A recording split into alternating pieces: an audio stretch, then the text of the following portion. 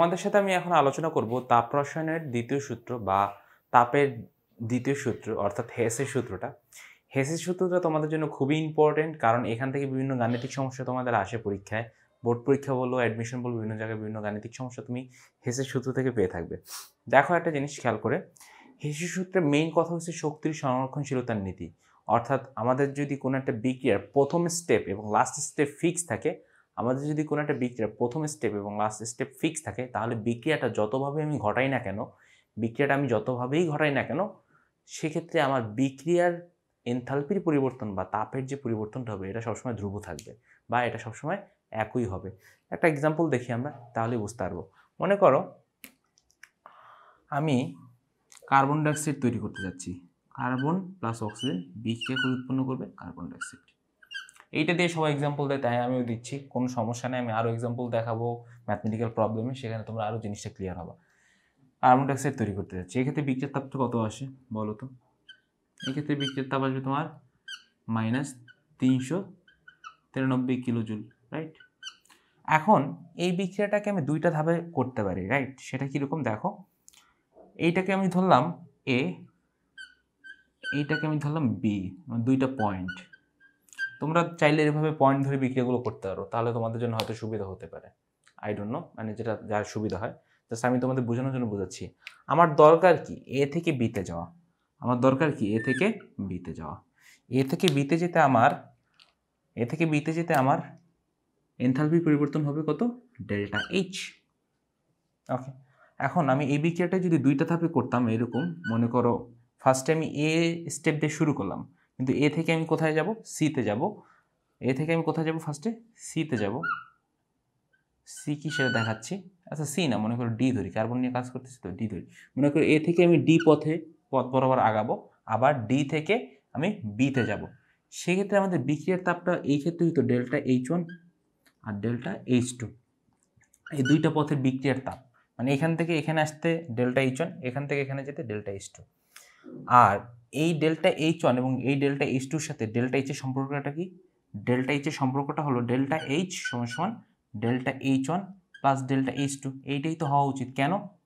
কেন? কারণ হলো তোমার আমাদের বিক্রিয়ার আদি অবস্থা এবং শেষ অবস্থা কিন্তু ধ্রুব আছে।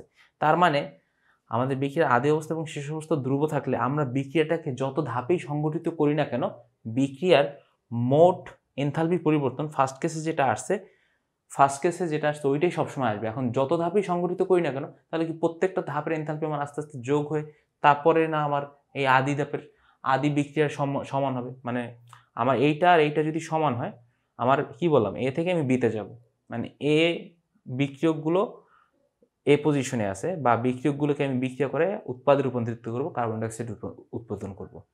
এখন আমি এই বিক্রিয়াটা অনেকভাবে করতে পারি। মনে করো আমি এ থেকে ডিতে গেলাম, ডি থেকে তারপর বিতে গেলাম। মানে ডি পজিশনটা কি? মানে ফার্স্ট অফ অল আমি চাচ্ছি কার্বনের সাথে তোমার হাফ অফ অক্সিজেন বিক্রিয়া করাইলাম। কি উৎপন্ন হবে দেখো? কার্বন মনোক্সাইড উৎপন্ন হবে। ওকে, এটা ডেল্টা এইচ এর ভ্যালুটা কত? এটা ডেল্টা এইচ1 ধরি, 283 -283 কিলোজুল, -283 কিলোজুল। ওকে, এখন এইটা কোন পথটা? এটা হচ্ছে মনে করো এ থেকে ডিতে আসে, আমার এই পথটা ফলো করছি আমি। এখন আমি যদি ডি থেকে বিতে যেতে চাই, মানে আমার কার্বন ডাইঅক্সাইড বানাইতে হবে, তাহলে কি করতে হবে দেখো, আমি এইটাকে এ ধরছিলাম, এইটা হচ্ছে আমার ডি, আমি বিতে যেতে চাচ্ছি। সো ডি থেকে আমি বিতে যাব, ডি থেকে আমি বি পথে ফলো করব। সেক্ষেত্রে কি হবে দেখো, সেক্ষেত্রে জিনিসটা হবে কার্বন মনোক্সাইডের সাথে আমাদের আরও হাফ অণু অক্সিজেন যোগ করতে হবে। হাফ অণু অক্সিজেন যোগ করে বিক্রিয়া করলে কি হয় দেখো, কার্বন ডাইঅক্সাইড ঠিক উৎপন্ন হলো। এক্ষেত্রে ডেল্টা এইচ এর মানটা কত আসে? -110 কিলোজুল।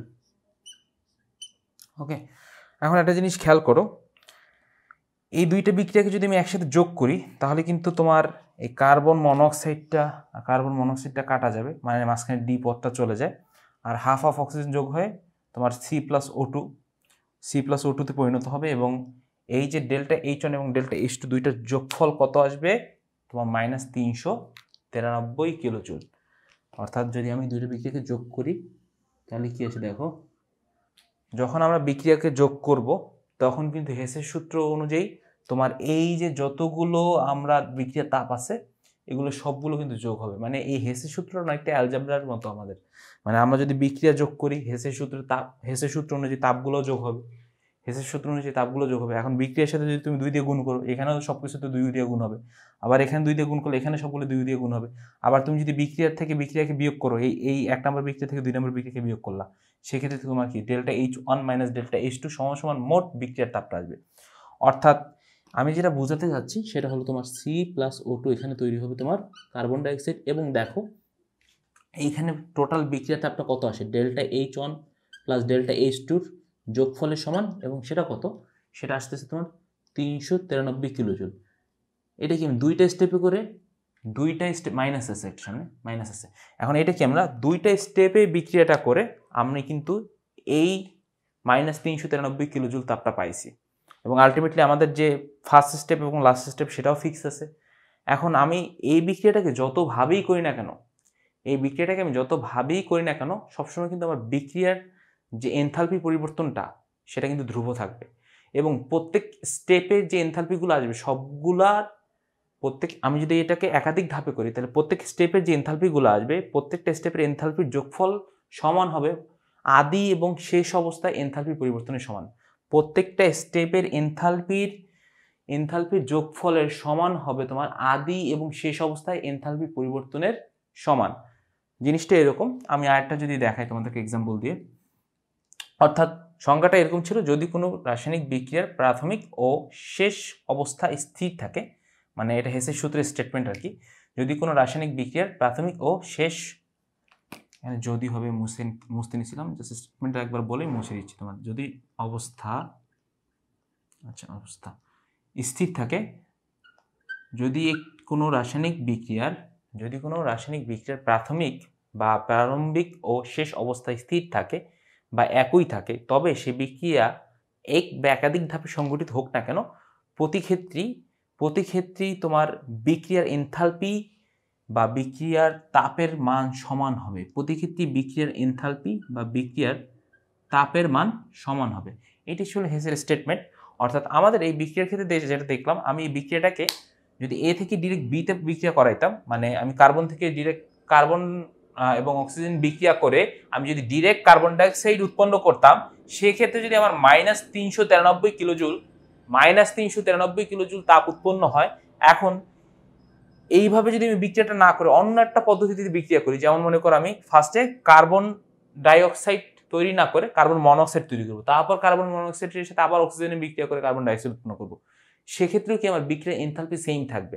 অর্থাৎ আমি এইটা বোঝাতে চাচ্ছি যে আমাদের যদি আদি অবস্থা এবং শেষ অবস্থা যদি ধ্রুব থাকে বা একই থাকে, সেক্ষেত্রে বিক্রিয়াকে তুমি যত ধাপেই ঘটাও না কেন, আদি এবং শেষ অবস্থার ভিতরে এনথালপির যে পরিবর্তনটা আসবে সেইটার সমান হবে প্রত্যেকটা ধাপের এনথালপির যোগফলের সমান, সেইটা সমান হবে প্রত্যেকটা ধাপের এনথালপির সমান। জিনিসটা এইভাবেও দেখানো যায়। দেখো, মনে করো তোমার কোনো একটা বিক্রিয়া ডিরেক্ট এ থেকে ডিতে উৎপন্ন হয়, এ যৌগ থেকে তোমার ডি যৌগ উৎপন্ন হবে বিক্রিয়াটার ভিতরে, ওকে, এ যৌগ থেকে তোমার ডি যৌগ উৎপন্ন হবে, কিন্তু মানে এ যৌগ থেকে ডি যৌগ উৎপন্ন হবে এই পথে, এইটার জন্য ডেল্টা এইচ লিখলাম আমি, ডেল্টা এইচ, ওকে। এখন কথা হলো, আমার এই এ যৌগ থেকে ডি যৌগ উৎপন্ন, এইটা তো একটা ওয়ে, কিন্তু আরেকটা ওয়ে আছে কি, আগে আমরা এ থেকে বি যৌগ উৎপন্ন করলাম, ধরো এ থেকে আমি বি যৌগ উৎপন্ন করলাম,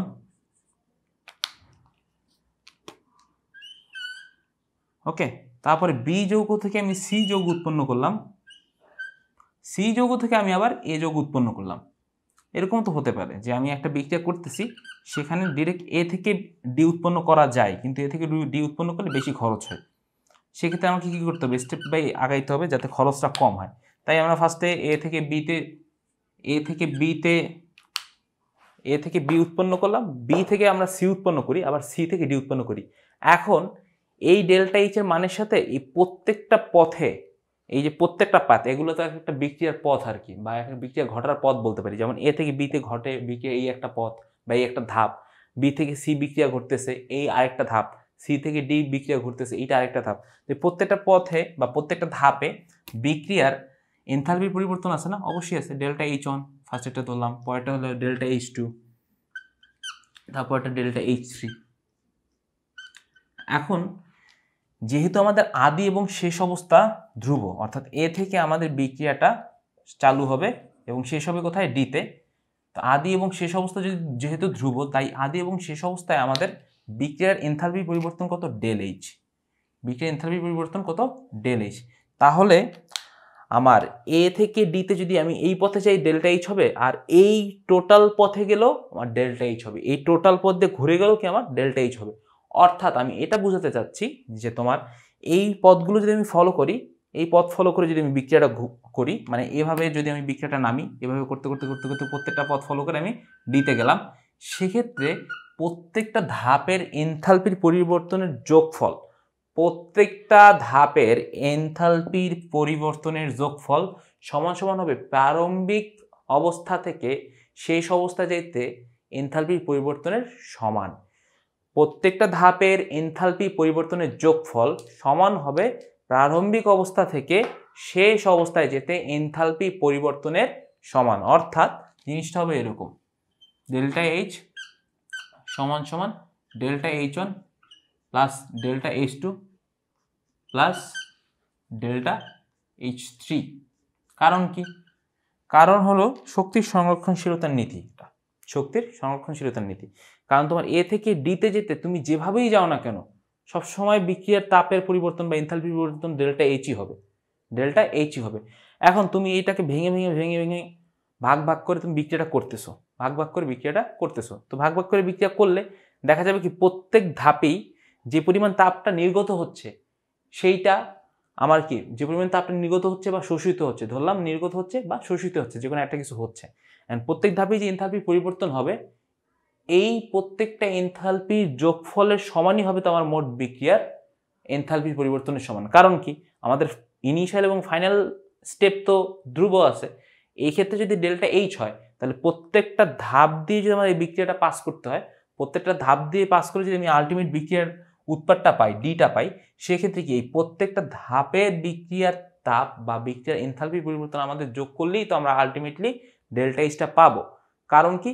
কারণ আমাদের শক্তি সংরক্ষণশীলতার নীতি ফলো করতেছি। তুমি যেভাবেই যাও না কেন, যেভাবেই যাও না কেন, ডেল্টা এইচ এর মানটা আমার ধ্রুব থাকতে হবে, ডেল্টা এইচ এর মানটা ধ্রুব থাকতে হবে। তাহলে তুমি এই এ থেকে বিতে আসো, বি থেকে সিতে আসো, সি থেকে ডিতে যাও, বা তুমি চিন্তা করলা যে না আমি বি থেকে সিতে যাব না, আমি বি থেকে মনে করো ইতে গেলাম, ইতে গেলাম, বি থেকে আমি ইতে গেলাম, মনে করো বি থেকে আমি ইতে গেলাম, ঠিক আছে, বি থেকে আমি ইতে গেলাম, গেলা সমস্যা নেই। তারপর তুমি আবার ই থেকে মনে করো সিতে গেলা, ই থেকে কিসে গেলা? সিতে গেলা, ওকে। তুমি বি থেকে ইতে গেলা, কোনো সমস্যা নেই। তুমি চিন্তা করলে না আমি এভাবেও যাবো না, আমার বি থেকে ইতে যেতে ইচ্ছা করছে, যাবো। তারপর আবার তুমি বি থেকে ই থেকে আবার সিতে গেলা। এই যে দুইটা ধাপের, এই যে দুইটা ধাপের বিক্রিয়ার তাপের যে পরিবর্তন হবে, অর্থাৎ এখানে ধরলাম আমি এটা কত আসবে, ডেল্টা H4, এটা ধরুন ডেল্টা H5। এখন তোমরাই বলো এই ক্ষেত্রে আমার বিক্রিয়ার তাপের পরিবর্তন কত আসবে, ডেল্টা H4 আর ডেল্টা H5। এখন দেখো বি থেকে সিতে যেতে যদি আমার ডেল্টা H2 তাপের পরিবর্তন হয়, তাহলে আমাদের আলটিমেট স্টেজ যদি ফাইনাল থাকে, অর্থাৎ বি থেকে আমি সিতে যাব, যেভাবে হোক বি থেকে সিতে যাব, এবং সেটা তাপের পরিবর্তন ডেল্টা H2, তাহলে যদি আমি অন্য কোনো একটা পথ অবলম্বন করে যাই এবং শক্তি সংরক্ষণশীলতার নীতি অনুযায়ী কি আমাদের সেম শক্তি লাগার কথা, অর্থাৎ এই দুইটার যোগফল, এই দুইটা এনথালপির যোগফল বা এই দুইটা শক্তির বিক্রিয়ার তাপের পরিবর্তন, তার তো এক ধরনের শক্তি, অর্থাৎ এই বিক্রিয়ার তাপের পরিবর্তন বা শক্তির পরিবর্তনের যোগফল সমান সমান কি ডেল্টা H2 হবে। এইটাই আমি বলতে চাচ্ছি যে তোমার তুমি যেভাবেই যাও না কেন, পথ যদি সেম পথ যেটাই যাও না কেন, যে পথেই তুমি যাও না কেন, তোমার যদি আদি অবস্থা এবং শেষ অবস্থা সবসময় ধ্রুব থাকে, সেক্ষেত্রে বিক্রিয়ার পথের উপরে এনথালপির মান নির্ভর করবে না, সে সবসময় অবস্থার উপর নির্ভর করবে।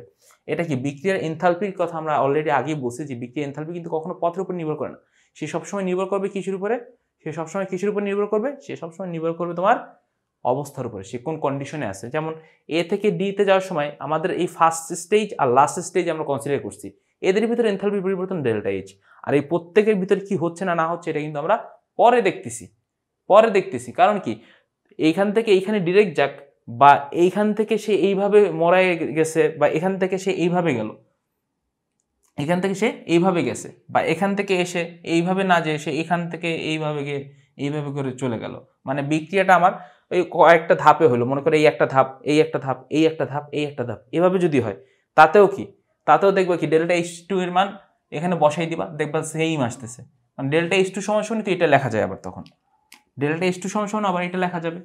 তুমি দেখো আমরা দুইটা পথ বাঁচতে পারি, যে আমাদের হয় বিক্রিয়াটা আসে এখান থেকে এসে এই বরাবর চলে গেল, মানে টোটাল এই যে স্কোয়ার টাইপের, তখন কি ডেল্টা এইচ এর ভ্যালুটা এইটা আসবে, রাইট? আবার যদি আমি চিন্তা করি বিক্রিয়া এইভাবে স্কোয়ার ভাবে যায় না, বিক্রিয়া গেছে এইভাবে, এই যে এইভাবে এসে এই নিচের দিকে নামলো, ইতে আসলো, বি থেকে ইতে আসলো, ডিরেক্ট সিতে না যে, তারপরে ই থেকে আবার সিতে গেল, সি থেকে পরে আবার কোথায় গেল, ডিতে চলে গেল, সেক্ষেত্রে ডেল্টা এইচ এর ভ্যালুটা কি আসতো?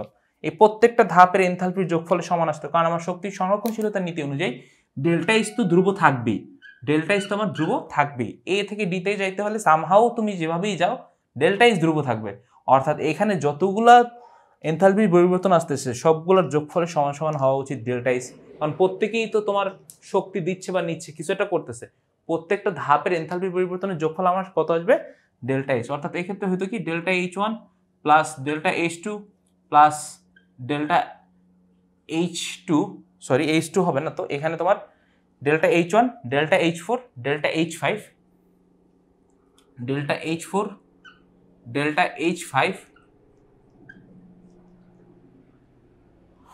ডেল্টা H5, আর এটা কি ডেল্টা H3।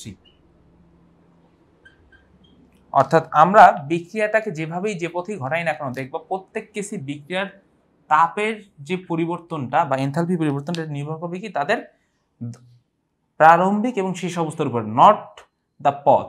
তারা যে পথেই যাক না কেন প্রত্যেক পথের ক্ষেত্রে কি বিক্রিয়ার এনথালপি পরিবর্তনের যোগফল বা তাপের যোগফল আদি এবং শেষ অবস্থার এনথালপি পরিবর্তনের সমান হবে। যোগফল কেন? কারণ প্রত্যেকটা ধাপই তো আমার বিক্রিয়াটা সংগঠিত হচ্ছে, সামনের দিকে এক ধাপ আগায় দিচ্ছে, শক্তির সংরক্ষণশীলতার নীতি অনুযায়ী প্রত্যেকটা বিক্রিয়ার এনথালপি পরিবর্তনের যোগফলের মান সমান হওয়া উচিত ডেল্টা এইচ এর। এইটাই আমাদেরকে হেসের সূত্র বোঝায়। আশা করি তোমরা হেসের সূত্রটা বুঝতে পারছো। নেক্সট ভিডিওতে তোমাদের সাথে দেখা হবে চ্যাপ্টার 4 এর অন্য কোনো একটা টপিক নিয়ে।